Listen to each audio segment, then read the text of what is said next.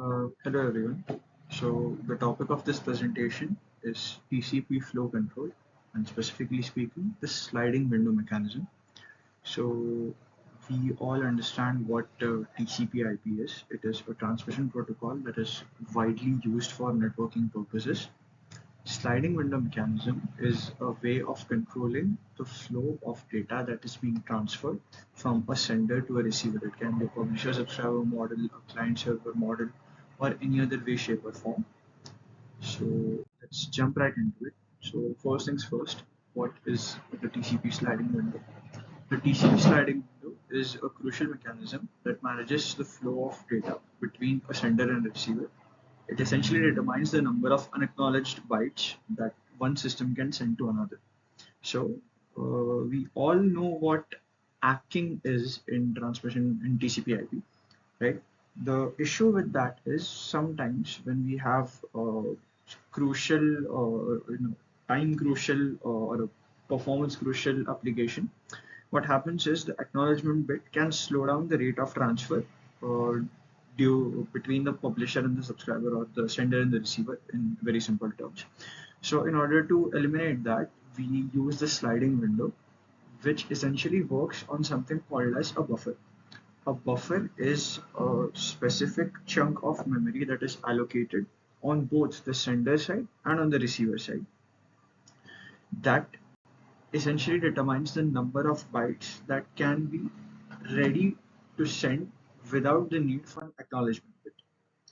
So on the sender side, the buffer and the receiver side's buffer has to be of the same byte for this to work effectively. The sender's buffer uh, determines the number of bytes that are being sent from the sender's side.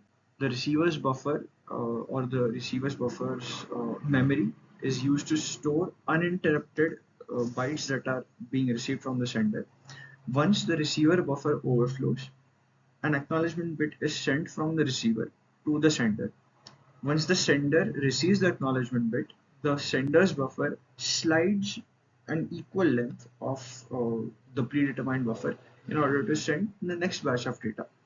This is very helpful while we are working with performance critical transmission applications. So for visualizing the sliding window, we have a video.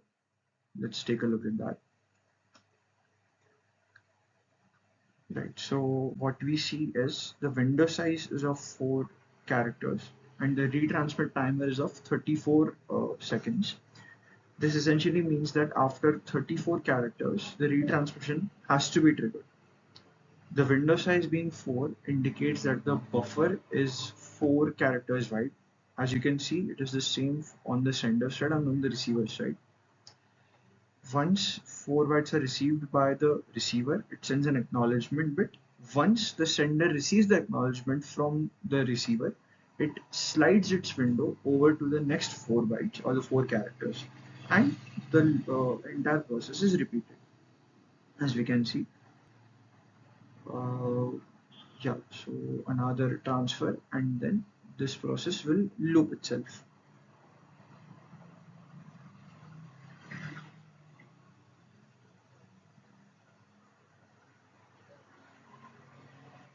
That's one transfer complete. So that's all for the TCP sliding window mechanism. I hope that this presentation provided you with some value. Uh, Thank you.